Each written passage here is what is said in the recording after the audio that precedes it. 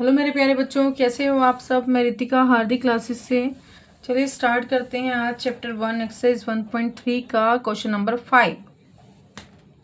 What would a system of coordinate be like if we did not have negative number.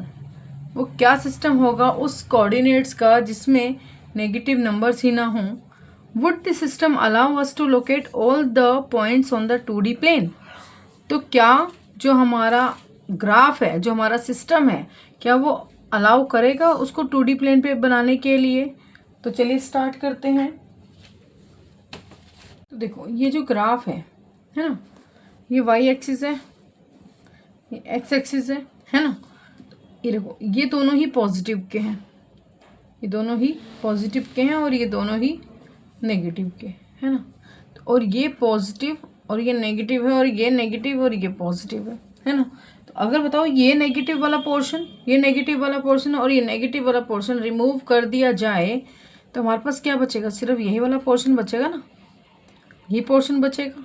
तो ये तो हमें क्या पता लग गया, वी ओनली हैव, अगर ये फर्स्ट क्वेश्चन पूछते हैं तो जो कोऑर्डिनेट्स होंगे we do not have negative number. If we do not have negative number, if we do not have negative numbers, so we have only one quadrant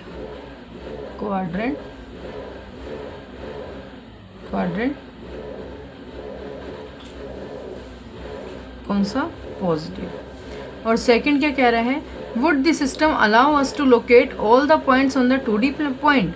तो क्या वो सिस्टम अलाउ करेगा और 2D पॉइंट पे बनने के लिए। तो no, system will not allow to make all points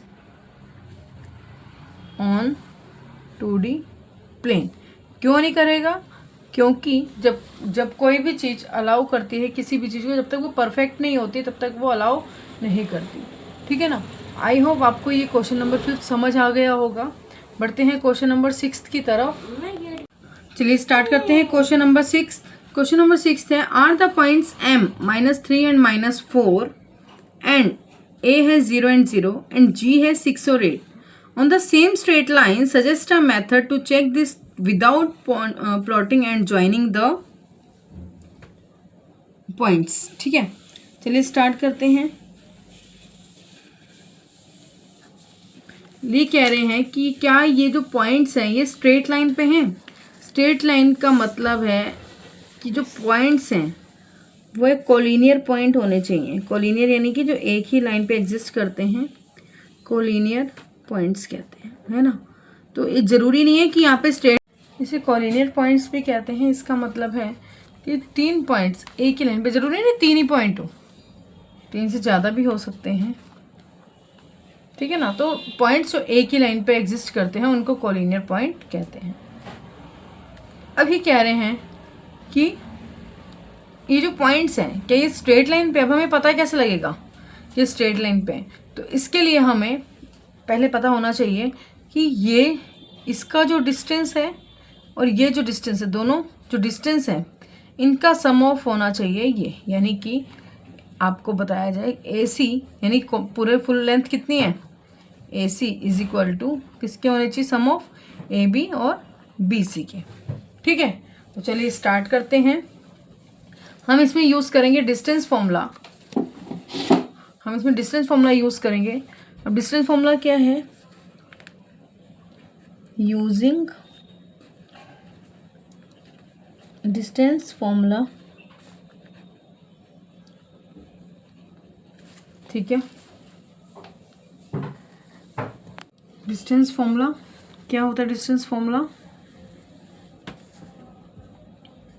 x2 minus x1 square plus y2 minus y1। ठीक है, x2 क्या है, अब हम पहले पॉइंट हमारा जो रहेगा हम लेंगे m और a को। ठीक है, एम और ए यानी -3 और 4 और एक है 0 और 0। अब देखो ये x है, ये भी x है ना, तो x1 ये हो गया, x2 ये हो गया, y1 ये हो गया, y2 ये हो गया। ठीक है, तो वैल्यू पुट करते हैं।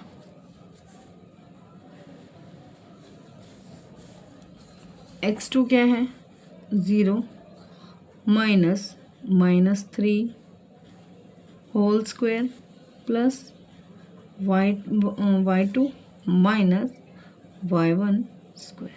ठीक है, 0 minus minus plus 3 square plus 0 minus 4 square. ठीक है, किसके बराबर हो गया 0 + 3 यानी कि 3 का स्क्वायर प्लस ये हो गया माइनस का 4 स्क्वायर, किसके बराबर हो गया 9 + 16 रूट। आंसर क्या आएगा √25। √25 का मतलब क्या हो गया 5। ठीक है ना, ये 5 सेंटीमीटर भी हो सकता है, मीटर भी हो सकता है, वो जो भी है ना, तो मैं सेंटीमीटर लेट कर लेती हूँ। सेकंड है ए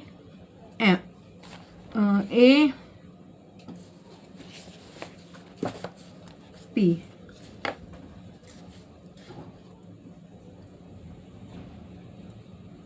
ए और जी है, ए और जी है ना।